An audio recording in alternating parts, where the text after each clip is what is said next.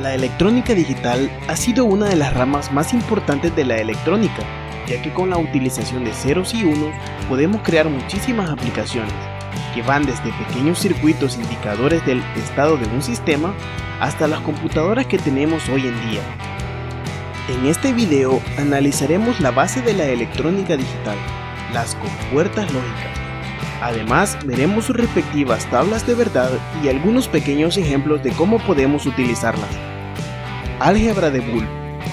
En 1854, un matemático llamado George Boole escribió un libro titulado Una investigación sobre las leyes del pensamiento, en donde describía la manera en que las personas tomamos decisiones lógicas basándonos solo en dos circunstancias que pueden ser verdaderas o falsas.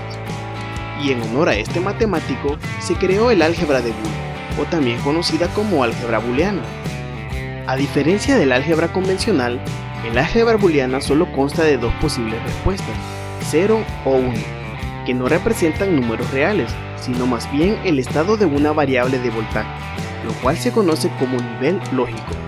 Por ejemplo, en los circuitos digitales es muy común trabajar en el rango de voltajes de 0 a 5 voltios, y podemos asignarle el valor booleano de 0 a 0 voltios y el valor booleano de 1 a 5 voltios.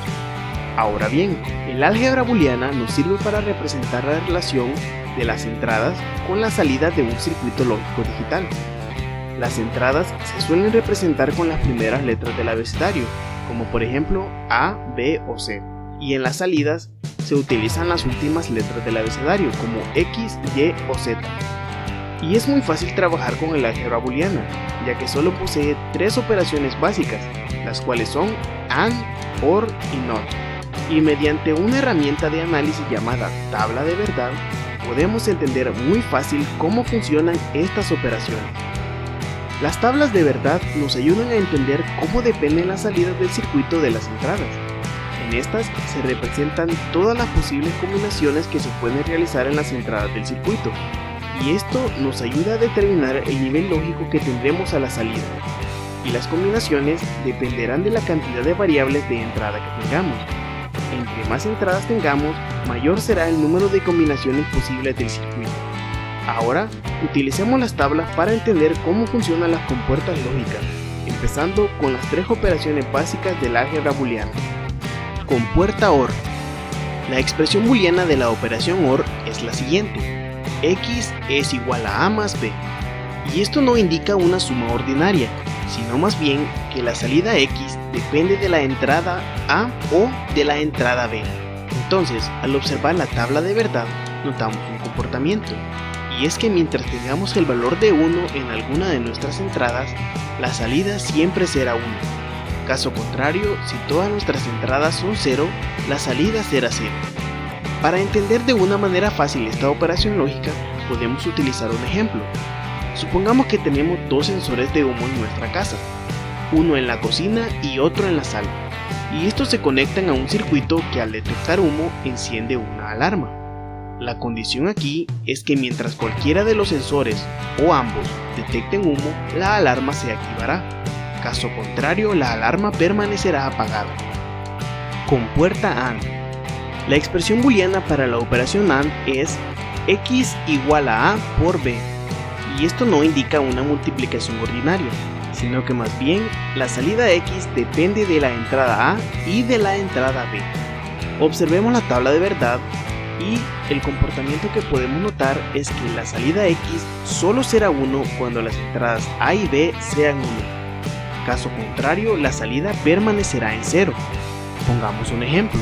Supongamos que tenemos una maquinaria, la cual solo puede realizar su proceso mientras se cumplan dos condiciones. La primera es que la puerta donde se ingresa la materia prima esté cerrada, ya que tenemos un sensor que detecta si la puerta está cerrada. Y la segunda es que presionemos el botón de Start. Si alguna de las dos condiciones no se cumple, la máquina nunca realizará su proceso.